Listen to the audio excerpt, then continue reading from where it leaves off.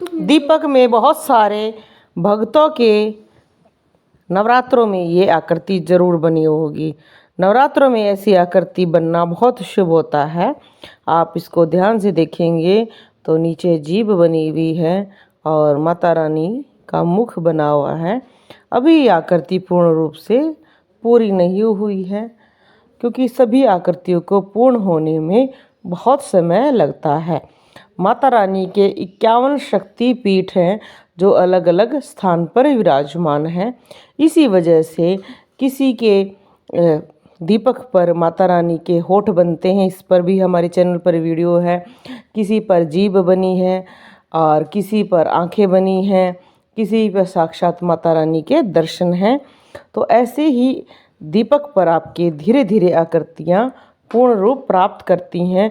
और जितने भी हम माता रानी की आराधना करते हैं, 51 शक्ति पीठों से हमारे घर में उनकी शक्तियाँ आती हैं, क्योंकि 51 शक्ति पीठ माता रानी के ही उनके पूर्ण शरीर के अंग माने जाते हैं।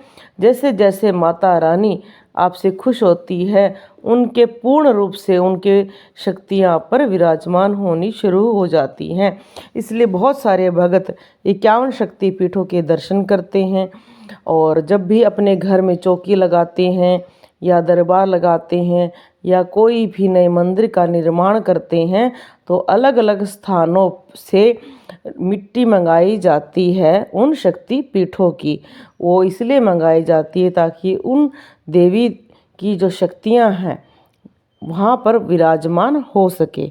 तो ऐसे संकेत अगर आपके दीपक पर आ रहे हैं तो वो बहुत अच्छे होते हैं। इन संकेतों को समझना चाहिए और प्रभु की जो कृपा आपको मिल रही है, उससे आपको जो प्रसन्नता मिलती है उसका भी धन्यवाद करना चाहिए। जितने भी लोग माता रानी की आराधना करते हैं, उन्हें इस बात का ज़रूर ध्यान रखना चाहिए कि माता रानी का आप चाहे सौम्य रूप की पूजा करें, चाहे आप वैष्णो देवी की, दुर्गा की, काली की, किसी भी देवी की आप आराधना करें, उनमें सभी देवी का विराजमान धीरे धीरे आपको दिखाई देना शुरू हो जाएगा। बहुत सारे लोगों के, जैसे हमने आकृति पहले डाल रखी है, शेर की आकृति है तो शेर बनेगा। किसी के में नंदी महाराज बनते हैं क्योंकि वो माता के साथ गण के रूप में चलते हैं। किसी के में कुत्ता बनता है क्योंकि वो भैरव के साथ चलते हैं।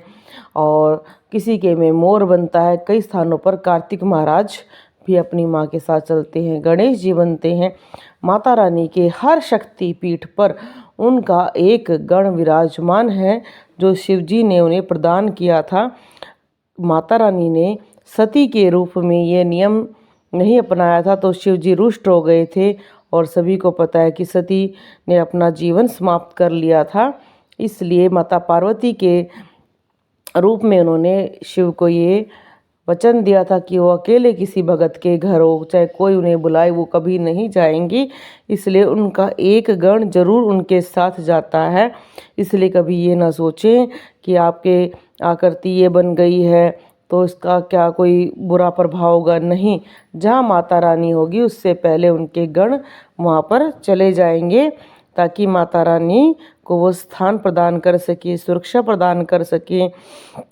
माता रानी सबसे बड़ी शक्ति होती है, उन्हें सुरक्षा की आवश्यकता नहीं होती है, फिर भी सेवा करने के लिए गण जरूर चले जाते हैं। तो दीपक में ऐसी आपकी आकृति बनी है तो माता रानी की कृपा आप पर आ रही है और सभी देव देवताओं की कृपा आप पर आ रही है। ये आकृतियाँ शुभता का प्रतीक होती हैं जो आपके जीवन में आपको भक्ति मार्ग में आगे बढ़ने में सहयोग करेंगी।